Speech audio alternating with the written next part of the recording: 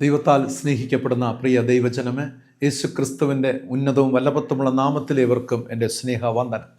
ഏറ്റവും ധന്യവും അനുഗ്രഹിക്കപ്പെട്ടതുമായ ഈ മാസത്തിൻ്റെ രണ്ടാമത്തെ ഞായറാഴ്ച കാണുവാൻ ദൈവം നമ്മെ സഹായിച്ചിരിക്കുന്നു.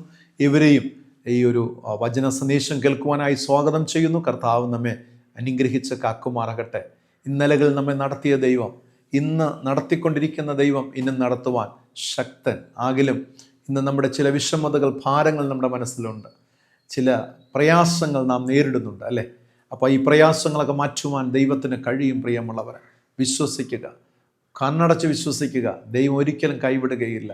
കർത്താവിൻ്റെ വചനങ്ങൾ സത്യമാകുന്നു. അവൻ്റെ വാഗ്ദത്തങ്ങൾ നമ്മുടെ ജീവിതത്തിൽ നിറവേറുക തന്നെ ചെയ്യും. പ്രിയമുള്ളവരെ, ദൈവിക പ്രവചനങ്ങൾ, ദൈവത്തിൻ്റെ ആമേൻ സ്തോത്രം, ഓരോ വിധത്തിലും ദൈവം നമുക്ക് അത് സമയത്ത് നൽകുന്ന വഴി നടത്തലുകൾ നമ്മുടെ ജീവിതത്തിന് അനുഗ്രഹമായി ഭവിക്കുമെന്ന് വിശ്വസിക്കുക. പ്രിയമുള്ളവരെ, നാം ചെയ്യേണ്ടുന്നത് കർത്താവിൻ്റെ കരത്തെ മുറുകെ പിടിക്കുക. കർത്താവിൻ്റെ കരത്തെ മുറുകെ പിടിച്ച് മുന്നോട്ട് തന്നെ യാത്ര ചെയ്യുക. വലത്തോട്ടോ ഇടത്തോട്ടോ പുറകിലോട്ടല്ല, മുന്നോട്ട് യാത്ര ചെയ്യുക. കർത്താവിൻ്റെ കൃപ കൂടെ ഉണ്ടാകും. ഇന്നത്തെ വചനധ്യാനത്തിലേക്ക് നമുക്ക് പ്രവേശിക്കാം പ്രാർത്ഥനയോടുകൂടെ. ഞാൻ യഹോവയ്ക്കായി കാത്തിരുന്നു. അവൻ എങ്കിലേക്ക് ചാഞ്ഞ് എൻ്റെ നിലവിളി കേട്ടു. നാശകരമായ കുഴിയിൽ നിന്നും കുഴഞ്ഞ ചേറ്റിൽ നിന്നും അവൻ എന്നെ കയറ്റി. എൻ്റെ കാലുകളെ ഒരു പാറമേൽ നിർത്തി എൻ്റെ ഗമനത്തെ സ്ഥിരമാക്കി. പ്രാർത്ഥിക്കാം. ത്രിയേക ദൈവമേ, അങ്ങ് ഞങ്ങൾ സ്തുതിക്കുന്നു, ആരാധിക്കുന്നു, മഹത്വപ്പെടുത്തുന്നു. ആരാധനയ്ക്ക് യോഗ്യനായ ദൈവത്തിന് മഹത്വം, മഹത്വം, മഹത്വം. സ്തോത്രം പിതാവേ. പ്രഭാതവേളയിൽ അവിടുത്തെ മുഖത്തേക്ക് ഞങ്ങൾ നോക്കുന്നു. അവിടുത്തെ മുഖപ്രസാദം ഞങ്ങളുടെ മേൽ ചൊരിയുമാറാകട്ടെ. അവിടെ ഞങ്ങളെ ശക്തീകരിക്കണമേ. ആത്മബലത്തോടെ വഴി നടത്തുമാറാകണം. നിന്നതല്ല ദൈവമേ, അങ്ങ് ഞങ്ങളെ നിർത്തിയിരിക്കുന്നതാണ്. ഞങ്ങൾ പൂർണ്ണമായി വിശ്വസിക്കുന്നു. കർത്താവേ, അടിയങ്ങളെയും അടിയങ്ങളുടെ കുടുംബത്തെയും അടിയങ്ങളുടെ ചുറ്റുപാടുകളെയും ദൈവം അറിയുന്നുവല്ലോ, കാണുന്നുണ്ടല്ലോ. ദൈവമേ, അവിടെ ഞങ്ങൾ യഥാസ്ഥാനപ്പെടുത്തിക്കൊണ്ടിരിക്കുന്ന കൃപയ്ക്കായി സ്തോത്രം. ഞങ്ങൾക്ക് വേണ്ടി തിരശ്ശീലയ്ക്ക് പിന്നിൽ അത്ഭുതങ്ങളെ ഒരുക്കിക്കൊണ്ടിരിക്കുന്ന കൃപയ്ക്കായി സ്തോത്രം. അത് പ്രാപിച്ചെടുത്ത് ഞങ്ങൾ അനുഗ്രഹിക്കപ്പെടുവാൻ കർത്താവ് ഞങ്ങളെ സഹായിക്കണമെന്ന് യേശുവിൻ്റെ നാമത്തിൽ പ്രാർത്ഥിക്കുന്നു. പ്രാർത്ഥന കേൾക്കണമേ. ആമീൻ, ആമീൻ. പ്രിയമുള്ളവരെ, കഴിഞ്ഞ ആഴ്ചയിലെ ചോദ്യം ഇതായിരുന്നു: മമ്രയുടെ തോപ്പിൽ ദൈവം പ്രത്യക്ഷനായ വിധത്തിൽ എത്ര പുരുഷന്മാരാണ് അബ്രാമിനെ തേടി എത്തിയത്? ഉത്തരം എല്ലാവരും ശരിയുത്തരമാണ് രേഖപ്പെടുത്തിയിട്ടുള്ളത്. 3 പുരുഷന്മാർ, ദൈവപുരുഷന്മാരാണ്. പ്രത്യേകിച്ചും കമൻറ്റ് ബോക്സിൽ ആൻസർ രേഖപ്പെടുത്തിയ ഏവരോടുമുള്ള നന്ദി ഞാൻ രേഖപ്പെടുത്തിക്കൊള്ളട്ടെ. ദൈവം നിങ്ങളെ അനുഗ്രഹിക്കട്ടെ. ഇന്നത്തെ വചനവും ശ്രദ്ധയോടെ കേൾക്കുക. ഒരു ചോദ്യമുണ്ടാകും. വചനം കേട്ട് മനനം ചെയ്ത് അതിന് പ്രകാരം നമ്മുടെ ജീവിതത്തെ ഒരുക്കി ദൈവഹിതപ്രകാരം ജീവിക്കുവാൻ ദൈവത്തിൻ്റെ ആത്മാവ് നമ്മെ ഒരുക്കി സഹായിക്കുമാറാകട്ടെ. പ്രിയരെ, നാം ജീവിക്കുന്ന ഈ ലോകത്തിൽ, നാം ജീവിച്ചു കൊണ്ടിരിക്കുന്ന നമ്മുടെ കുടുംബത്തിൽ, നമ്മുടെ ജോലി സ്ഥലത്ത് ചില വേളകളിൽ ചിലതൊക്കെ ചിന്തിച്ച് നാം ഭാരപ്പെടാറുണ്ട്. ശരിയല്ലേ? ചിലതൊക്കെ ഒരുപാട് നാം ചിന്തിച്ച് ഭാരപ്പെടാറുണ്ട്. അതിനൊക്കെ കാരണം നാം ഇങ്ങനെയുള്ള മേഖലകൾ നമ്മെ തേടിയെത്തുന്ന അവഗണനകളാകാം, അല്ലേ? അവഗണനകൾ, അപവാദങ്ങൾ, ഒറ്റപ്പെടുത്തലുകൾ, നമ്മുടെ ഏകാന്തത, ഇതൊക്കെ നമ്മെ ഒരുപാട് ചിന്തിപ്പിച്ച് ഒരു മനോവിഷമത്തിലേക്ക് നമ്മെ പലപ്പോഴും നയിക്കാറുണ്ട്. ചിലപ്പോൾ നാം ഇപ്രകാരം ചിന്തിച്ചിട്ടില്ലേ: എൻ്റെ നിലപാടുകൾ, എൻ്റെ ശരികൾ, എൻ്റെ ഉറച്ച തീരുമാനങ്ങൾ, ഇതൊക്കെ തെറ്റായത് കൊണ്ടാണോ ഞാൻ ഈ ലോകത്ത് ഇങ്ങനെയുള്ള അവഗണനയിലും ഏകാന്തതയിലും ഒറ്റപ്പെടലിലൂടെയൊക്കെ ഞാൻ കഴിഞ്ഞു പോകേണ്ടി വരുന്നത്? എപ്പോഴെങ്കിലും നിങ്ങൾ ചിന്തിച്ചിട്ടില്ലേ പ്രിയമുള്ളവരെ? എൻ്റെ ശരികൾ അത് തെറ്റായിപ്പോയോ? എൻ്റെ നിലപാടുകൾ അത് തെറ്റായിരുന്നു? ഞാൻ എടുത്ത ഉറച്ച തീരുമാനങ്ങളൊക്കെ അത് തെറ്റായതാണോ, തെറ്റായിപ്പോയോ എന്നൊക്കെ. മറുഭാഗത്ത് അതോ ഞാൻ ശരിയും എൻ്റെ ചുറ്റുമുള്ളവരാണോ, ഒരുപക്ഷെ ഞാൻ ശരിയും എൻ്റെ ചുറ്റുപാടുമുള്ളവർക്കാണോ തെറ്റ് സംഭവിച്ചു കൊണ്ടിരിക്കുന്നത്? ഈ 2 വശങ്ങളും നാം നോക്കിക്കാണാറുണ്ട്. ഒരു ഭാഗത്ത് എൻ്റെ തീരുമാനങ്ങൾ ശരിയല്ലാതായി പോയോ, മറ്റുള്ളവരാണോ ശരി എന്ന ചിന്ത. മറുഭാഗത്ത് ഞാൻ ശരിയും മറ്റുള്ളവരുടെ കാഴ്ചപ്പാടുകളാണോ തെറ്റ് എന്ന് നമ്മെ ഭരിക്കാറുണ്ട്. അപ്പോൾ ഞാൻ നേരിടുന്ന ഈ ഭാരം, ഈ ആകുലത, ഈ വൈഷമ്യം എന്നെ ഏകാന്തതയിലേക്കും ഞാൻ വിചാരിച്ച കാര്യങ്ങൾ നടക്കാത്ത അനുഭവത്തിലേക്കും വഴി നടത്തുന്നു എന്ന ചിന്ത നമ്മെ കൊണ്ടെത്തിക്കുന്നത് ദൈവം പോലും എന്നെ മറന്നു കളഞ്ഞുവോ, എന്നെ നിരസിച്ചുവോ എന്ന ചിന്തയിലേക്ക് എത്തി നിൽക്കുകയാണ്. ഇപ്പോഴെങ്കിലും നിങ്ങളിങ്ങനെ ചിന്തിച്ചിട്ടുണ്ടോ? ദൈവം പോലും എന്നെ മറന്നു കളഞ്ഞു, ദൈവം എന്നെ നിരസിച്ചു. ഇക്കഴിഞ്ഞ കാലമൊക്കെ സങ്കീർത്തന പുസ്തകത്തിൽ ദാവീദ് പറഞ്ഞതുപോലെ, കുറ്റമില്ലായ്മ കൈ കഴുകിയത് വ്യർത്ഥമായി പോയോ, ഞാൻ ആരാധിച്ചത് വ്യർത്ഥമായി പോയോ, ഞാൻ വചനത്തിൽ നിന്നത് വ്യർത്ഥമായി പോയോ, ഞാൻ മറ്റുള്ളവർക്ക് വേണ്ടി വചനങ്ങൾ പകർന്നു കൊടുത്തത് വ്യർത്ഥമായി പോയോ, ശരിയായ നിലപാടിൽ ദൈവഭാഗത്ത് നിന്നത് തെറ്റായി പോയോ, എൻ്റെ നിലപാടുകൾ ഉറച്ചു നിന്നത് തെറ്റായി പോയോ, എൻ്റെ ശരികൾ തെറ്റായിരുന്നുവോ എന്ന ചിന്തകൾ. പ്രിയമുള്ളവർ, ജീവിതത്തിൽ ഇന്ന് എനിക്കെന്ന് പറയുവാൻ ആരുമില്ല. ഒരു വലിയ കുടുംബം എനിക്കുണ്ട്, എൻ്റെ എല്ലാവരുമുണ്ട്. പക്ഷേ ഒരു വലിയ കുടുംബത്തിൻ്റെ നടുവിൽ ഞാനെന്ന വ്യക്തി ജീവിക്കുമ്പോൾ, ഒരു വലിയ സമൂഹത്തിൻ്റെ നടുവിൽ ഞാനെന്ന വ്യക്തി ജീവിക്കുമ്പോൾ എനിക്കെന്ന് പറയുവാൻ ഈ ലോകത്ത് ആരുമില്ലല്ലോ നാഥ. എന്നെ മനസ്സിലാക്കുവാൻ, എൻ്റെ നിലപാടുകൾ, എൻ്റെ കാഴ്ചപ്പാടുകൾ, എൻ്റെ ശരികൾ മനസ്സിലാക്കുവാൻ ഒരു മനുഷ്യൻ പോലും കൂടെയില്ലല്ലോ. എല്ലാവരുമുണ്ട്, പക്ഷെ എന്നെ മനസ്സിലാക്കുവാൻ ആരുമില്ലല്ലോ എന്ന ചിന്തയിൽ എത്തിച്ചേർപ്പെടുന്ന ഒരനുഭവം. ചിലപ്പോഴൊക്കെ നാം ചിന്തിക്കാറുമുണ്ട്, ഇനി എൻ്റെ ജീവിതത്തിൽ ആരും ഉണ്ടാകുവാനും പോകുന്നില്ല, എൻ്റെ ജീവിതം ഗോയിങ് ടു ബി എൻഡ്, ഒരു അവസാനത്തിലേക്ക് ചെല്ലുകയാണ്. ഇനി എൻ്റെ ലൈഫിൽ അങ്ങനെ ആരും എനിക്ക് സന്തോഷമായി എന്നെ താങ്ങുവാൻ, എന്നെ സപ്പോർട്ട് ചെയ്യുവാനായിട്ട് ഈ ലോകത്ത് ആരും ഉണ്ടാകുവാൻ പോകുന്നില്ല. ഞാൻ ചോദിക്കട്ടെ, അങ്ങനെയുള്ള ഒരവസ്ഥയിലാണോ ഇന്ന് നിങ്ങളായിരിക്കുന്നത്? എങ്കിൽ ഞാൻ പറയട്ടെ, വാസ്തവത്തിൽ അങ്ങനെയല്ല പ്രിയമുള്ളവരെ. ദൈവം പറയുന്നു, നിങ്ങളുടെ നിരൂപണങ്ങൾ തെറ്റാകുന്നു, നിങ്ങളുടെ നിരൂപണങ്ങൾ അത് ശരിയല്ല. ദൈവം പറയുകയാണ്, ഒന്നാമത്തെ ചിന്ത. യെശയ്യാ പ്രവചന പുസ്തകം 43:4 വായിക്കുമ്പോൾ അവിടെ രേഖപ്പെടുത്തിയിരിക്കുന്നു, നീ എനിക്ക് വിലയേറിയവനും മാന്യനുമായി ഞാൻ നിന്നെ സ്നേഹിച്ചിരിക്കുകയാൽ. ഒന്നാമത്തേത് ഐ ഹാവ് ലവ്ഡ് എന്നതാണ്. ഞാൻ നിന്നെ സ്നേഹിച്ചിരിക്കുന്നു. ഞാൻ ദൈവത്താൽ സ്നേഹിക്കപ്പെട്ടവൻ, സ്നേഹിക്കപ്പെട്ടവൾ ആകുന്നു. ഒന്ന് പറഞ്ഞ്, ഞാൻ എൻ്റെ ദൈവത്താൽ സ്നേഹിക്കപ്പെട്ടവൻ, സ്നേഹിക്കപ്പെട്ടവൾ ആകുന്നു. ഒന്ന് പറഞ്ഞേ പ്രിയമുള്ളവരെ, എൻ്റെ യേശുവിനാൽ ഞാൻ സ്നേഹിക്കപ്പെട്ടവൾ, എൻ്റെ യേശുവിനാൽ ഞാൻ സ്നേഹിക്കപ്പെട്ടവൻ. ഇവിടെ ദൈവം പറയുന്നു, മകനെ, മകളെ, ഞാൻ നിന്നെ സ്നേഹിച്ചിരിക്കുന്നു. നീ ഇങ്ങനെയാണോ ചിന്തിച്ചിരിക്കുന്നത്? നിന്നെ സ്നേഹിപ്പാൻ ആരുമില്ല, നിന്നോട് കൂടെ ആരുമില്ല, നിന്നെ ആരും അറിയുന്നില്ല, കാണുന്നില്ല. പക്ഷെ നീ എന്നിലേക്കൊന്ന് നോക്കിയേ, ഞാൻ നിന്നെ സ്നേഹിച്ചിരിക്കുന്നു.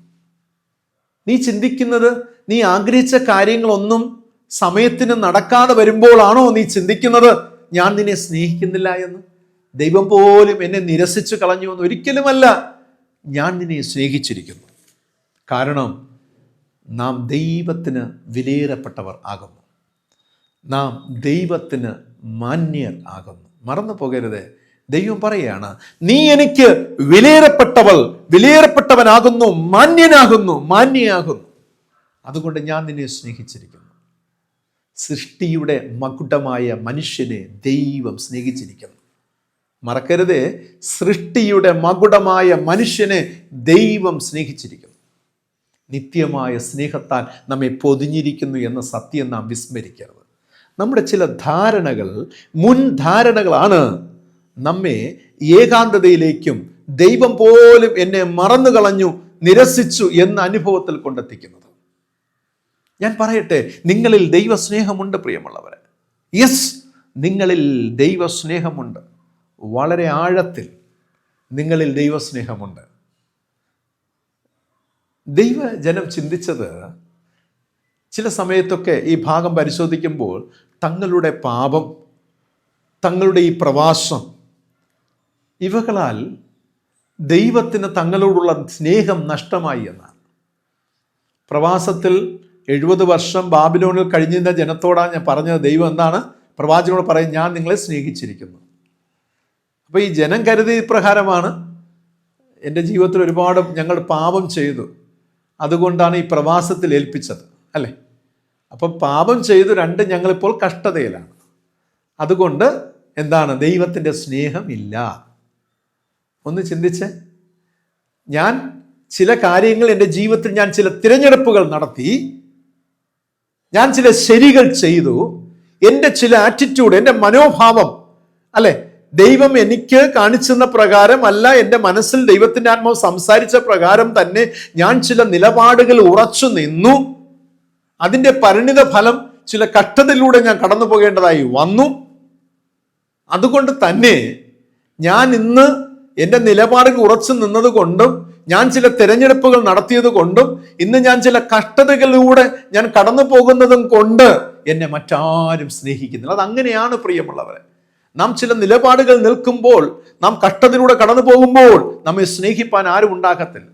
അവിടെയാണ് നാം ദൈവത്തിന്റെ സ്നേഹത്തെ സംശയിക്കുന്നത്. ദൈവം പോലും എന്നെ മറന്നു കളഞ്ഞു. പക്ഷേ ദൈവം പറയുന്നു, ഇല്ല മകനെ, മകളെ, നിത്യ സ്നേഹത്താൽ നീ എനിക്ക് വിലയേറിയവനും മാന്യനുമാകൊണ്ട് ഞാൻ നിന്നെ സ്നേഹിച്ചിരിക്കുന്നു. പാസ്റ്റർ പറയുന്നത്, ഞാൻ നിന്നെ സ്നേഹിച്ചിരിക്കുന്നു. ആ സ്നേഹം മാറാത്തതാണ്. അനന്തമായ സ്നേഹം, നിത്യമായ സ്നേഹത്താൽ ഞാൻ നിന്നെ സ്നേഹിച്ചിരിക്കുന്നു. ഇത് നീ മറന്നുപോയത്. Turn back to God's love. ദൈവ സ്നേഹത്തിലേക്കൊന്ന് തിരിഞ്ഞു നോക്കിയേ. ദൈവ സ്നേഹത്തിലേക്ക് തിരിഞ്ഞു നോക്ക്. നിങ്ങൾ എപ്പോഴും നോക്കുന്നത് നിങ്ങളെ സ്നേഹിച്ചവരിലായിരിക്കാം, അല്ലെ, ഈ ലോകത്തിലേക്കായിരിക്കാം. നിങ്ങൾ സ്നേഹം എക്സ്പെക്ട് ചെയ്യുന്ന ആളുകളിലേക്കായിരിക്കാം നിങ്ങൾ നോക്കുന്നത്. പക്ഷെ ഞാൻ പറയുന്നു, നിങ്ങളെ സ്നേഹിച്ചു കൊണ്ടിരിക്കുന്ന ദൈവത്തിലേക്ക് നീ നോക്കിയേ, പുതിയ വാതായനങ്ങളെ തുറക്കുന്നത് കാണുവാൻ സാധിക്കും. You can see miracles from God. അതേ പ്രിയമുള്ളവരെ, ദൈവത്തിൻ്റെ സ്നേഹം നമ്മിലുണ്ട്, എന്നും മാറാത്തതായി. രണ്ടാമത്തെ ചിന്ത, യെശയ്യാപ്രവചനം 44:22 വായിക്കുമ്പോൾ അവിടെ പറയുന്നു, നിന്റെ ലംഘനങ്ങളെയും മേഘത്തെപ്പോലെ നിന്റെ പാപങ്ങളെയും മായ്ച്ചു കളയുന്നു എന്ന് രേഖപ്പെടുത്തിയിരിക്കുകയാണ്. ഐ ഹാവ് ബ്ലോട്ടഡ് ഔട്ട് എന്നാണ് അവിടെ രേഖപ്പെടുത്തിയിരിക്കുന്നത്. അതായത് ദൈവം നമ്മുടെ പാപങ്ങളെയും ലംഘനങ്ങളെയും അകറ്റിയിരിക്കുന്നു എന്ന സത്യമാണ് ഇവിടെ പഠിപ്പിക്കുന്നത്. തൊട്ടു മുമ്പേ ഞാൻ പറഞ്ഞു, ദൈവം നമ്മെ സ്നേഹിച്ചിരിക്കുന്നു. യെസ്, ദൈവത്തിൻ്റെ സ്നേഹം നമ്മിലുണ്ട്. പക്ഷേ ചില വേളകളിൽ നമ്മിലെ ചില പാപ സ്വഭാവങ്ങളുമുണ്ട്. ദൈവം നമ്മെ സ്നേഹിച്ചിരിക്കുമ്പോൾ തന്നെ, ദൈവത്തിൻ്റെ സ്നേഹം നാം അനുഭവിച്ചു കൊണ്ടിരിക്കുമ്പോൾ തന്നെയും നമ്മിൽ ചില പാപങ്ങൾ, കുറവുകളുണ്ട്. ഇത് പലപ്പോഴും നാം നോക്കിക്കാണാറില്ല. എപ്പോഴും നാം നോക്കിക്കാണുന്നത് മറ്റുള്ളവർ എന്നെ സ്നേഹിക്കുന്നില്ല, ദൈവം എന്നെ സ്നേഹിക്കുന്നില്ല, ദൈവം എന്നെ വഴി നടത്തുന്നില്ല, എനിക്ക് ആവശ്യമായ റിസോഴ്സ് തരുന്നില്ല, ഈ കുറ്റങ്ങൾ കണ്ടുപിടിച്ചുകൊണ്ടിരിക്കുകയാണ്. പക്ഷേ ഞാൻ എന്നിലെ കുറ്റത്തെ നോക്കിക്കാണുന്നില്ല, എന്നിലെ പാപത്തെ. ദൈവം അവിടെയും പറയുന്നു, മകനെ, മകളെ, നിന്റെ സകല ലംഘനങ്ങളെയും ഞാൻ അകറ്റിയിരിക്കുന്നു. ആമേൻ. ദൈവം നമ്മുടെ പാപങ്ങളെ കഴുകുന്നു, നമ്മെ ലംഘനങ്ങളിൽ നിന്നും വിടുവിച്ചിരിക്കുന്നു.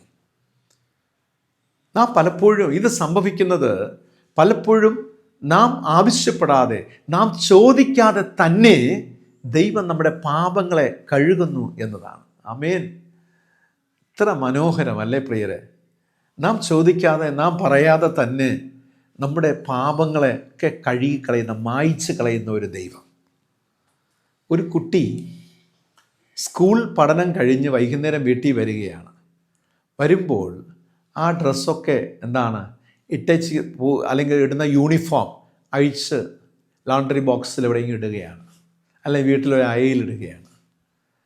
എന്നിട്ട് ഈ കുട്ടി ഭക്ഷണം കഴിക്കാൻ പോകുന്നു, കുളിക്കുന്നു, കുട്ടിയുടെ പഠനത്തിൽ വ്യാപൃതയാകുന്നു, കളിക്കുവാൻ പോകുന്നു, ഒക്കെ ചെയ്യുന്നു. പക്ഷേ ഈ അമ്മ ഈ കുട്ടിയോട് ചോദിക്കാതെ, അല്ലെങ്കിൽ കുട്ടി പറയാതെ തന്നെ അമ്മ എന്ത് ചെയ്യുന്നു? കുട്ടിയുടെ റൂമിൽ കയറി അവിടെ കിടക്കുന്ന മുഷിഞ്ഞ ഡ്രസ്സുകളെല്ലാം വാരി കൊണ്ടുപോയി എന്ത് ചെയ്യുന്നു? വാഷ് ചെയ്യാനായിട്ടിടയാണ്, അല്ലേ? പോയി അതിനെ നനച്ച് വൃത്തിയാക്കി അതിനെ ഉണക്കി വീണ്ടും അതേ സ്ഥാനത്ത് കൊണ്ടെത്തിക്കുന്നു. ഇത് പലപ്പോഴും സംഭവിക്കുന്നത് മക്കൾ ആവശ്യപ്പെടാതെയാണ് അമ്മ ചെയ്യുന്നത്, മക്കൾക്ക് വേണ്ടി ചെയ്യുന്നത്, അല്ലേ? ഇതുപോലെയാണ് ദൈവത്തോട് നാം പലപ്പോഴും ചോദിക്കാതെ, ആവശ്യപ്പെടാതെ തന്നെ, നാം ആവശ്യപ്പെടാത്തപ്പോൾ തന്നെയും ദൈവം എന്താണ്? നമ്മുടെ പാപങ്ങളെ, ലംഘനങ്ങൾ അകറ്റിക്കളയുകയാണ്, പാപത്തെ കഴുകിക്കളയുകയാണ്, തൻ്റെ വചനത്താലും തൻ്റെ രക്തത്താലും നമ്മെ ശുദ്ധീകരിക്കുകയാണ്. സീ ഹൗ ഹീ ലൗഡ്, അല്ലേ? നമ്മെ എത്രത്തോളം അവൻ നമ്മെ സ്നേഹിച്ചു എന്നൊന്ന് ചിന്തിച്ച്. നാം ചോദിക്കാതെ തന്നെ നമ്മെ കഴുകുന്ന ഒരു ദൈവം, നമ്മെ ശുദ്ധീകരിക്കുന്ന എങ്കിൽ മാത്രമേ ദൈവത്തിനറിയാം, ഞാൻ ഈ എൻ്റെ മകൻ്റെ മകളെ പാപങ്ങളെ കഴിയില്ല എങ്കിൽ ഇവൻ എൻ്റെ മുമ്പിൽ നിൽക്കുവാൻ കഴിയുന്നതല്ല, ഈ ലോകത്ത് തന്നെ നിലകൊള്ളുവാൻ കഴിയുകയില്ല. ശരിയല്ലേ? എൻ്റെ മകളുടെ ഡ്രസ്സുകൾ, വസ്ത്രങ്ങൾ ഞാൻ കഴുകിക്കൊടുത്തില്ല, വൃത്തിയാക്കിയില്ല എങ്കിൽ നാളെ സ്കൂളിൽ ചെന്ന് അവന് നിൽക്കുവാൻ കഴിയില്ല, നാളെ സ്കൂളിൽ പോകുമ്പോൾ മറ്റൊരു യൂണിഫോം ഇല്ല. ഇത് അമ്മയുടെ ചിന്തയാണ്. ദൈവം നമ്മുടെ ലംഘനങ്ങളെ നമ്മിൽ നിന്നും അകറ്റുന്നു. പക്ഷെ പ്രധാന ചിന്ത എന്നത്, ഈ കുട്ടി മുഷിഞ്ഞ ഡ്രസ്സുമായി വീട്ടിൽ വന്നില്ല എങ്കിൽ ഇത് സംഭവിക്കുകയില്ല. ആമേൻ.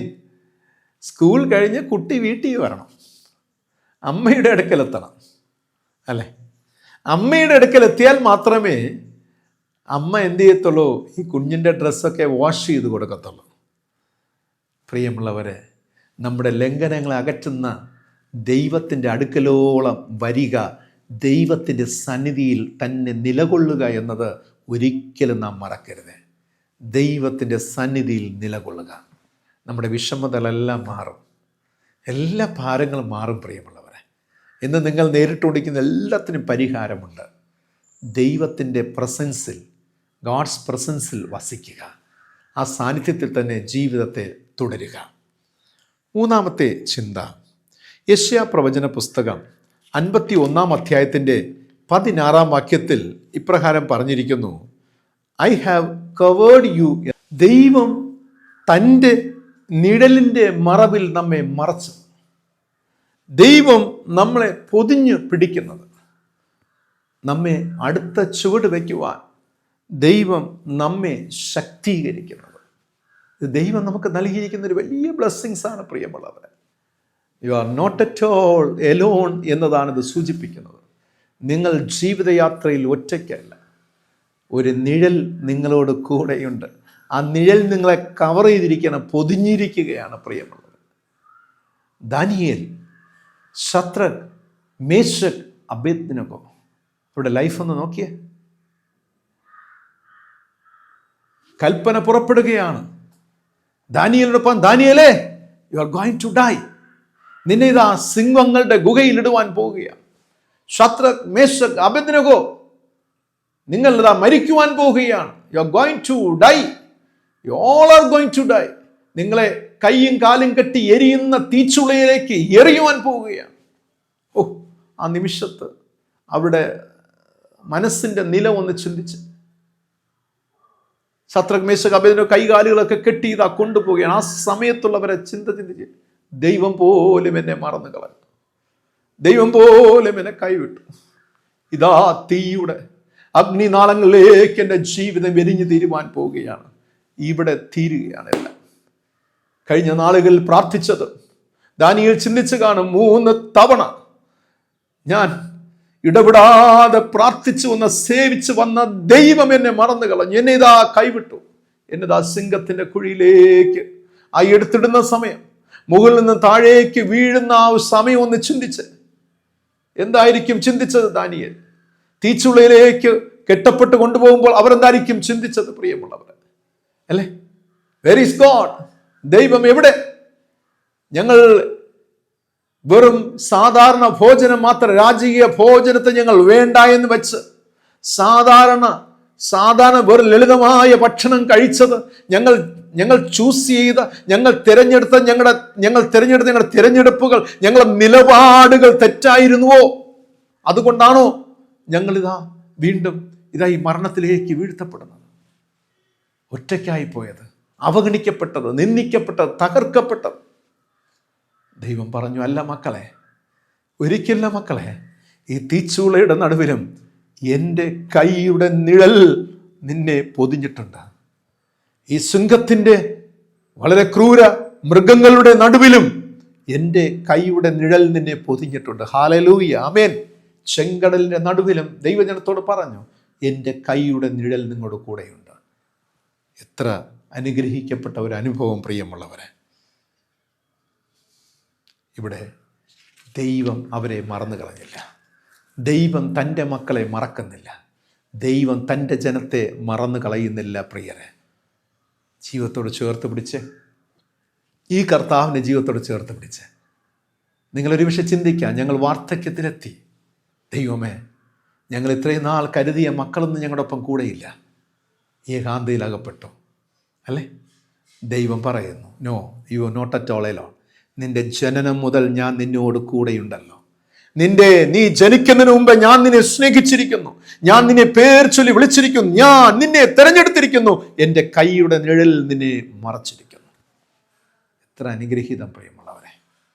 നാലാമതായി പറയുന്നു, യെശയ്യാ പ്രവചന പുസ്തകം 38 അധ്യായത്തിൻ്റെ 5 വാക്യത്തിൽ, ഞാൻ നിന്റെ പ്രാർത്ഥന കേട്ടു, നിന്റെ കണ്ണുനീർ കണ്ടിരിക്കുന്നു. ആമേൻ. ഇവിടെ ഈ ജനത്തോട് പറയുകയാണ്, ദൈവം നമ്മുടെ പ്രാർത്ഥന കേൾക്കുന്നു, നമ്മുടെ കണ്ണുനീർ കാണുന്നു. God hear our prayers and see our eye drops. അല്ലെ, ദൈവം നമ്മുടെ പ്രാർത്ഥന കേട്ട് കണ്ണുനീർ കണ്ടിരിക്കുന്നു. Do we pray without ceasing? ഇടപെടാതെ നിങ്ങൾ പ്രാർത്ഥിക്കുന്നവരാണോ? നിങ്ങൾ കണ്ണുനീരോടെ പ്രാർത്ഥിക്കുന്നവരാണോ? ഒന്ന് ചിന്തിച്ച് നോക്കിയേ. ഈ വചനം കേൾക്കുമ്പോൾ ഇന്നലകളിൽ ഈ ഏറ്റവും അടുത്ത സമയത്ത് ഒടുവിലായി നിങ്ങൾ പ്രാർത്ഥിച്ചതെപ്പോഴാണ്? ഏറ്റവും ഒടുവിലായി കണ്ണുനീരോടുകൂടെ പ്രാർത്ഥിച്ചതെപ്പോഴാണ്? ഒന്ന് ചിന്തിച്ച് നോക്കിയേ. എത്ര നാളായി പ്രിയമുള്ളവരെ ഒരു തുള്ളി കണ്ണുനീർ ഒഴുക്കി ദൈവസന്നിധിയിൽ പ്രാർത്ഥനയ്ക്ക് ഇരുന്നിട്ട്? ദൈവാലയത്തിൽ പോകുമ്പോൾ നിങ്ങൾക്ക് കണ്ണുനീരോടെ പ്രാർത്ഥിക്കുവാൻ കഴിയുന്നുണ്ടോ? നിങ്ങൾ തനിച്ചിരുന്ന് പ്രാർത്ഥിക്കുമ്പോൾ കുടുംബ പ്രാർത്ഥന കണ്ണുനീർ വരുന്നുണ്ടോ? വറ്റിപ്പോയ കണ്ണുനീർ, കണ്ണുനീർ വരുന്നില്ല. എന്നേ അത് തീർന്നു പോയി അല്ലേ? നമ്മുടെ പ്രാർത്ഥനകൾ ജീവനില്ലാത്ത പ്രാർത്ഥനകൾ, ഉണർവില്ലാത്ത പ്രാർത്ഥനകൾ, ഉരുകാത്ത പ്രാർത്ഥനകൾ, ഉന്മേഷമില്ലാത്ത പ്രാർത്ഥനകൾ, ഉയിർപ്പില്ലാത്ത പ്രാർത്ഥനകൾ. ശരിയല്ലേ പ്രിയമുള്ളവരെ? ദൈവം നമ്മോട് ചോദിക്കുകയാണ്, where is your eye drops? Where is your prayers? നിങ്ങളുടെ പ്രാർത്ഥനകൾ എവിടെ? നിങ്ങളുടെ കണ്ണുനീർ തുള്ളികൾ എവിടെ? നിങ്ങൾ പ്രാർത്ഥിക്കുന്നവരെങ്കിൽ, നിങ്ങൾ വചനം ധ്യാനിക്കുന്നവരെങ്കിൽ, നിങ്ങൾ വാഗ്ദത്തങ്ങൾ മുറുകെ പിടിച്ചിട്ടുള്ളവരെങ്കിൽ, നിങ്ങൾ ദൈവ സാന്നിധ്യത്തിൽ വസിക്കുന്നവരെങ്കിൽ, പ്രിയരെ, നിങ്ങൾ ഓർക്കുക, you are not at all alone. കർത്താവ് നിങ്ങളുടെ കണ്ണുനീർ കണ്ടിരിക്കുന്നു. അവിടെ പറയുകയാണ്, ഞാൻ നിന്റെ പ്രാർത്ഥന കേട്ടു, ഞാൻ നിന്റെ കണ്ണുനീർ കണ്ടിരിക്കുന്നു. നമ്മുടെ ലൈഫ് പാർട്ട്ണർ കാണുന്നില്ല, നമ്മുടെ ചിൽഡ്രൻ കാണുന്നില്ല, നമ്മുടെ പാരൻസ് കാണുന്നില്ല, നമ്മുടെ കോവർക്കേഴ്സ് കാണുന്നില്ല, നമ്മുടെ പാസ്റ്റർ കാണുന്നില്ല, കൂടെയുള്ള കോബിലിവേഴ്സ് കാണുന്നില്ല. പക്ഷേ ഗോഡ് സീസ് യുവർ പ്രേയേഴ്സ്, ഗോഡ് സീസ് your eye drops. Especially God here your prayers. പ്രിയമുള്ളവരെ, ദൈവം നിങ്ങളുടെ പ്രാർത്ഥന കാണുന്നു, ദൈവം നിങ്ങളുടെ കണ്ണുനീർ കാണുന്നു, ദൈവം നിങ്ങളുടെ പ്രാർത്ഥന കേൾക്കുന്നു. നിങ്ങളുടെ റെസ്പോൺസ് എന്താണ് പ്രിയമുള്ളവരെ? അറിയാലോ, നിങ്ങൾ ഒറ്റയ്ക്കാണോ? അല്ല പ്രിയമുള്ളവരെ. ഇപ്പം നിങ്ങൾക്ക് മനസ്സിലാവും, yes God, I am not at all alone. ഞാൻ സുരക്ഷിതമായ ദൈവത്തിൻ്റെ കൈയുടെ നിഴലിലാണ്. ഹല്ലേലൂയ, ആമേൻ. അടുത്ത ചുവട് വയ്ക്കുവാൻ എനിക്ക് ശക്തി നൽകുന്ന ഒരു ദൈവമുണ്ട്. ആ ദൈവത്തെയാണ് ഞാൻ ഹോൾഡ് ചെയ്തിട്ടുള്ളത്, പിടിച്ചിട്ടുള്ളത്. ഓർക്കുക, നിങ്ങൾ ജീവിതയാത്രയിൽ ഒറ്റയ്ക്കല്ല. ദൈവം നിങ്ങളെ സ്നേഹിച്ചിരിക്കുന്നു. ദൈവം നിങ്ങളുടെ ലംഘനങ്ങളെ അകറ്റിയിരിക്കുന്നു. തൻ്റെ കൈയുടെ നിഴലിൽ നിങ്ങളെ മറച്ചിരിക്കുന്നു. നിങ്ങളുടെ പ്രാർത്ഥന കേൾക്കുന്നു. നിങ്ങളുടെ കണ്ണുനീർ കാണുന്നു. ആയതിനാൽ പ്രിയമുള്ളവരെ, മറക്കരുത്, നിങ്ങൾ തനിച്ചല്ല. ദൈവം കൂടെയുണ്ട്. ഒരിടത്ത് തന്നെ ചിന്തിച്ച് വ്യാകുലപ്പെട്ട് നിൽക്കാതെ മുന്നോട്ട് യാത്ര ചെയ്യുക. ഒരിടത്ത് തന്നെ നിന്ന് ചിന്തിച്ച് വ്യാകുലപ്പെട്ട് സങ്കടപ്പെട്ട് ഞരക്കത്തോടെ നിൽക്കാതെ, വിഷാദത്തോടെ നിൽക്കാതെ മുന്നോട്ട് യാത്ര ചെയ്യുക. ദൈവജനം എപ്പോഴും എല്ലായ്പ്പോഴും മുന്നോട്ട് യാത്ര ചെയ്യുക. കാരണം I am not at all alone. I am not at all alone. ഞാൻ ഒറ്റയ്ക്കല്ല. എൻ്റെ ദൈവം എന്നോട് കൂടെയുണ്ട്. യെസ്, അവൻ എന്നെ പരിപാലിക്കും. അവൻ എന്നെ നടത്തും. ഇന്നലകൾ നടത്തിയ ദൈവം ഇന്നും നടത്തുവാൻ ശക്തൻ. ആ ദൈവത്തിൽ ആശ്രയിക്കാം. ദൈവത്തിൻ്റെ പരിശുദ്ധാത്മാവ് അതിലേക്കായി നമ്മെ സഹായിച്ച് അനുഗ്രഹിക്കുമാറാകട്ടെ. ആമീൻ. ഇന്നത്തെ ചോദ്യം ഇതാണ്: ഞാൻ നിന്നെ എൻ്റെ കൈയിൻ നിഴലിൽ മറച്ചിരിക്കുന്നു എന്ന് ഏത് പ്രവാചകനിലൂടെയാണ് ദൈവം തൻ്റെ ജനത്തോട് അരുളി ചെയ്യുന്നത്? ഞാൻ നിന്നെ എൻ്റെ കൈയുടെ നിഴലിൽ മറച്ചിരിക്കുന്നു എന്ന് ദൈവം തൻ്റെ ജനത്തോട് ഏത് പ്രവാചകനിലൂടെയാണ് അരുളി ചെയ്യുന്നത്? നിങ്ങളുടെ ഉത്തരങ്ങൾ കമൻറ്റ് ബോക്സിൽ രേഖപ്പെടുത്തുക. ഈ വചനം നിങ്ങൾക്ക് അനുഗ്രഹിക്കപ്പെട്ടാൽ, ആശ്വാസമായാൽ, ബലം നൽകുന്നതെങ്കിൽ, ദൈവത്തിൻ്റെ ആത്മാവ് നിങ്ങളോട് സംസാരിച്ചുവെങ്കിൽ ഈ വചനം മറ്റുള്ളവർക്ക് നിങ്ങൾ ഷെയർ ചെയ്യുക. വിഷമത്തിലിരിക്കുന്നവർ, സങ്കടത്തിലിരിക്കുന്നവർ, തളർന്നിരിക്കുന്നവർക്ക് ദൈവവചനങ്ങൾ ആശ്വാസപ്രദമാകട്ടെ. കർത്താവ് നമ്മെ അനുഗ്രഹിക്കട്ടെ. കണ്ണുകളടയ്ക്കാം, ദൈവത്തോട് പ്രാർത്ഥിക്കാം. അൽഫായും ഒമേഗയും ആദിയും അന്തവും, ആദ്യനും ഒടുക്കത്തവനുമായിരിക്കുന്ന സർവശക്തനായ ദൈവമേ, സ്വർഗ്ഗസ്ഥ പിതാവേ, ഏറ്റവും അനുഗ്രഹിക്കപ്പെട്ട ഈ ദിനത്തിനായി ഞങ്ങൾ അങ്ങയെ വാഴ്ത്തുന്നു. കർത്താവ് നൽകിയ മാറ്റമില്ലാത്ത മാധുര്യമേറിയ വചനങ്ങൾക്കായി സ്തോത്രം ചെയ്യുന്നു. ജീവിതയാത്രയിൽ ഞങ്ങൾ ഒറ്റയ്ക്കല്ല എന്നുള്ള അനുഗ്രഹീതമായ സന്ദേശം, പ്രത്യേകിച്ചും ബാബിലോണിൽ കഴിഞ്ഞിരുന്ന ഇസ്രായേൽ ജനത്തിലൂടെയൊക്കെ ദൈവം ഞങ്ങൾക്ക് വെളിപ്പെടുത്തി നൽകിയ കൃപയ്ക്കായി സ്തോത്രം ചെയ്യുന്നു. കർത്താവിൻ്റെ കൃപ ഞങ്ങൾക്ക് മതി. ഞങ്ങളെ ധൈര്യപ്പെടുത്തിയതിനാൽ സ്തോത്രം. ഞങ്ങളെ ആശ്വസിപ്പിച്ചതിനാൽ സ്തോത്രം. മുന്നോട്ട് യാത്ര ചെയ്യുന്നുള്ള ശക്തി പകർന്നതിനാൽ സ്തോത്രം. ദൈവാത്മാവിനാൽ വഴി നടത്തപ്പെട്ടതിനാൽ സ്തോത്രം. അനുഗ്രഹീതമായ വചന ധ്യാനങ്ങൾക്കായി സ്തോത്രം ചെയ്യുന്നു. ദൈവമായ കർത്താവ്, ധ്യാനത്തിൽ പങ്കുചേർന്ന എല്ലാവരെയും അവിടുത്തെ നാമത്തിലടി അനുഗ്രഹിച്ച് ആശീർവദിച്ച് പ്രാർത്ഥിക്കുന്നു. ദൈവകൃപ കരം നിന്റെ മക്കളോട്, കുടുംബത്തോട്, ഉപജീവന മാർഗങ്ങളോട്, ഈ ജീവിതയാത്രകളോട് കൂടിയിരിക്കട്ടെ. വഴി നടത്തണമേ, അനുഗ്രഹിക്കണം. ഈ മീൻമതി യേശു യൂട്യൂബ് ചാനലിന്റെ പിന്നിൽ പ്രവർത്തിക്കുന്ന ഞങ്ങളുടെ യുവ സഹോദരങ്ങൾക്കായി, അവരുടെ കുടുംബാംഗങ്ങൾക്കായി സ്തോത്രം. അവരെ ബ്ലസ് ചെയ്ത് പ്രാർത്ഥിക്കുന്നു. യേശു രക്ഷിതാവിന്റെ അത്ഭുതമേറിയ നാമത്തിൽ പ്രാർത്ഥിക്കുന്നു. പ്രാർത്ഥന കേൾക്കണമേ. ആമീൻ. സ്വർഗസ്ഥനായ ഞങ്ങളുടെ പിതാവേ, തിരുനാമം വിശുദ്ധീകരിക്കപ്പെടണം. തിരുരാജ്യം വരണം. തിരുവിഷ്ടം സ്വർഗത്തിലെ പോലെ ഭൂമിയിലുമാകണം. ഞങ്ങൾക്ക് ആവശ്യമുള്ള ആഹാരം തരണം. കടക്കാരോട് ഞങ്ങൾ ക്ഷമിച്ചിരിക്കുന്നത് പോലെ ഞങ്ങളുടെ കടങ്ങളും ഞങ്ങളോട് ക്ഷമിക്കണം. ഞങ്ങളെ പരീക്ഷയിൽ കടത്താതെ ദുഷ്ടങ്ങൾ നമ്മുടെ വയ്ക്കണം. രാജ്യവും ശക്തിയും മഹത്വം ഇന്നും എന്നേക്കും പിതാവിനുള്ളതല്ലോ. ആമേൻ. പിതാവും പുത്രനും പരിശുദ്ധാത്മാവുമായ ത്രിയേക ദൈവത്തിന്റെ അനുഗ്രഹ, സമാധാന, സന്തോഷം നിങ്ങളെ വരും ഇന്നും അന്നും സദാകാലം കൂടിയിരിക്കുമാറാകട്ടെ. ആമേൻ. ആമേൻ. ജീവിതയാത്രയിൽ നാം ഒറ്റയ്ക്കല്ല.